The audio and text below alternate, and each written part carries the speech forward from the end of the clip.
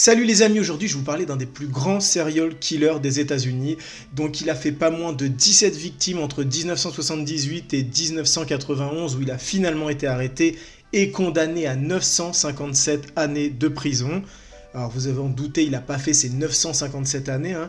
Il est mort en 1994, donc pas longtemps après. Il a été passé à tabac par un codétenu qui lui a fracassé la tête à coups d'haltère. Bon. Ce serial killer, c'est Jeffrey Dahmer, et ça tombe plutôt bien vu qu'en ce moment, il y a un film qui sort sur sa jeunesse, sur son adolescence. On a pu le voir en e-cinéma, et on va vous dire tout de suite ce qu'on a pensé du film. Go!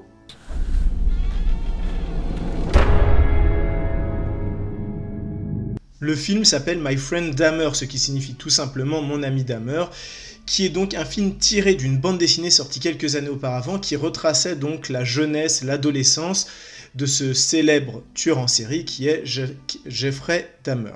Le film est sorti le 2 mars sur la plateforme eCinema.com, donc une plateforme pour voir des films 100% exclusifs, 100% cinéma, chez soi, tranquillement, dans son canapé. Petite parenthèse, le e-cinéma, c'est plus ce que c'était il y a encore quelques années.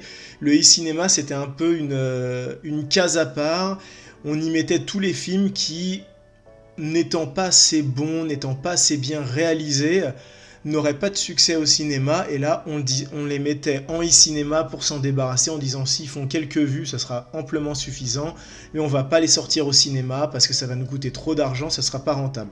Maintenant, c'est complètement fini. Le e-cinéma, donc le cinéma en ligne, c'est quelque chose qui est beaucoup plus travaillé. C'est vrai que maintenant, il y a énormément de films qui sortent chaque année dans le monde entier et on ne peut pas tous les diffuser au cinéma. Les salles ne peuvent pas tous les diffuser. Et donc voilà, il y a des plateformes comme eCinema qui permettent donc de transmettre, de montrer aux gens la création d'autres réalisateurs. Et c'est des créations de très bon goût, très bien réalisé, de bonne facture, notamment My Friend Dahmer qui a quand même été récompensé lors d'un festival. Donc voilà, franchement, c'est de beaux films et c'est plus ce que c'était, c'est plus péjoratif le e-cinéma. Donc voilà, My Friend Dahmer fait à peu près 1h47 et on revit l'adolescence de ce célèbre tueur en série qui est Jeffrey Dahmer. Alors quand j'ai lancé le film, je m'attendais tout de suite à voir le traditionnel petit gamin donc qui est pas bien dans sa peau, qui va tuer des gens, qui va les cacher et voir un truc un peu bas de gamme. Et là, ce que j'ai bien aimé, c'est qu'en fait, c'est beaucoup plus pensé, beaucoup plus profond qu'on pourrait l'imaginer. Parce que vous attendez pas à voir de la violence. On n'a pas ici, c'est pas Seven, c'est pas Saw, c'est pas, voilà, il n'y a pas de la violence gratuite.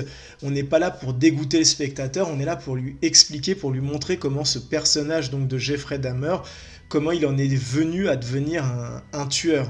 Donc on suit Jeffrey dans sa vie d'adolescent, il est au lycée, où il a une vie très monotone, parce que voilà, il est un peu invisible, c'est une sorte de fantôme, il passe dans les couloirs, il est chahuté de temps en temps par les brutes un peu du lycée, mais sinon il n'a pas d'amis, il mange tout seul à table, et voilà, il passe son temps, quand il a fini les cours, et quand il a fini ses activités extrascolaires, qu'est-ce qu'il fait? Il rentre chez lui, il s'isole dans une petite cabane au fond du jardin, et là il s'amuse à foutre des rats morts dans des bouteilles et de les remplir d'acide pour voir comment tout ça se dissout et pour voir ce qui se passe à l'intérieur. Parce que Jeffrey Dahmer, surtout, c'est un gros curieux. Voilà, il est pas bien dans sa peau et il a une curiosité malsaine.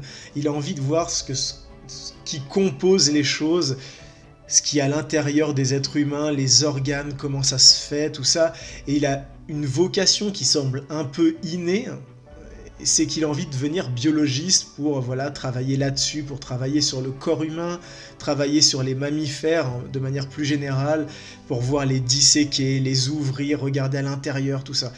Et donc, voilà, il est un peu à part ce gamin, et dès le début, on sent que il a un grain, quoi. Il a un grain, mais en même temps, comment lui en vouloir? Il a un père qui est presque absent, parce que voilà, il travaille beaucoup, il est souvent au bureau, donc il voit son père que très tard le soir. Il a une mère qui est complètement cinglée, complètement folle, qui se bourre de cachetons, qui fait des disputes non-stop, voilà, qui est complètement tarée. Et il a un petit frère, voilà, son petit frère avec qui il a finalement très peu d'interactions. Et comme je vous le disais, il a peu d'amis. Pas d'amis d'ailleurs. Ouais, il a pas d'amis. Et donc un jour dans les couloirs du lycée, voilà, il y a Jeffrey qui s'amuse à faire l'imbécile. Il est tout seul, il a l'impression d'être invisible, et donc il va d'un seul coup faire le crétin dans le couloir, parce qu'il s'est rendu compte en classe, à un moment, en faisant une petite imitation un peu débile, que ça avait fait rire les gens. Il s'est dit, tiens, je vais réessayer. Et il se met à faire le débile dans le couloir. Mais quand je vous dis le débile, il se roule par terre, il s'agite, on a l'impression qu'il fait une crise, enfin voilà. Et au final, il se rend compte que ça fait rire beaucoup de gens, et notamment un petit groupe de gars. Ils sont trois potes, qui se disent, ce mec est franchement très très drôle, moi je suis fan de Jeffrey, est-ce qu'on ferait pas un clan, un club, le club Dahmer? On l'invite, et comme ça, avec lui, on ferait des bêtises, parce que c'est la dernière année du lycée, faut qu'on arrive à marquer les esprits, faut qu'on arrive à faire plein de conneries. Et donc, ces 3 gars, dont le leader Durf, ils vont se faire amis, j'ai envie de dire, avec Jeffrey Dahmer, et ils vont faire les imbéciles. Enfin, c'est surtout Jeffrey qui va le faire, parce que ça va être un peu leur... pas leur souffre-douleur, mais un bon... c'est Jeffrey qui fait le con, et en fait, les autres se marrent, ils se moquent un peu de lui, voilà, c'est un peu leur clown, leur bouffon. Mais à la limite, Jeffrey, ça lui convient, il a l'impression d'avoir des amis, il a l'impression d'avoir des interactions sociales avec les gens. Et donc voilà, on va suivre toute cette année avec eux, et on va se rendre compte, ses amis vont se rendre compte que Jeffrey, il est vraiment bizarre. Des fois, il apparaît comme ça, et puis il a peut-être un peu de sang sur les doigts, il est très en réserve. Des fois, il pète un câble, des fois, il va trop loin, des fois, il arrive, il sent l'alcool, il est complètement pété.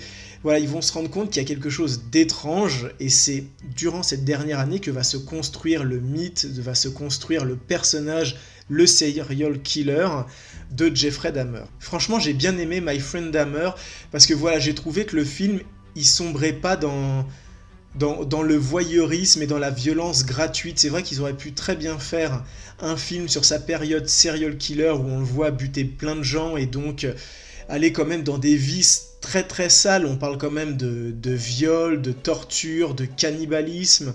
Non, le film se concentre vraiment sur son adolescence, sur ce passage quand même qui est pas facile pour nombre d'entre vous, pour moi aussi, et surtout pour ce personnage de Jeffrey. Et là où c'est intéressant, c'est qu'on a beau savoir que c'est un serial killer, on a beau savoir que c'est tiré d'une histoire vraie et qu'il a tué quand même des dizaines de personnes après, on a une certaine empathie pour ce personnage, on le trouve attachant, et il nous fait de la peine surtout. Même si Jeffrey avait une base quand même déjà un peu tremblante et qui penchait pas mal vers la folie, c'est cette dernière année quand même, c'est dans le film on se rend compte que c'est cette dernière année qui l'a fait basculer un peu vers un point de non-retour, où chaque petite étape, chaque moquerie, le fait qu'il ait été le clown, le bouffon de ce fameux club Dahmer, chaque petite étape a fait de lui le criminel, le tueur en série qu'il a été après. Et c'est intéressant de voir ça, parce que c'est vrai que la plupart du temps, quand on parle de serial killer, on voit cette fameuse période où on les voit tuer beaucoup de monde, on regarde Esprit criminel, on voit le serial killer au moment où il tue des gens, on voit son côté maniaque, mais on voit très rarement ce qui s'est passé avant. On n'est pas forcément serial killer. Et là, ce qui est intéressant, c'est de voir comment cette dernière année de lycée, comment sa jeunesse, son enfance, a fait de lui ce qu'il est devenu, tout simplement. Et là, au niveau de l'acteur, Ross Lynch, franchement, il joue un super Jeffrey Dahmer.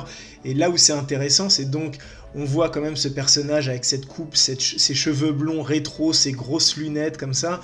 Et ce qui est intéressant de voir, c'est que c'est presque un jumeau. Quand on va sur Internet, je vous invite, si vous avez vu le film, à aller voir après, à faire des recherches sur le vrai Jeffrey, regardez quand même la ressemblance qui est frappante.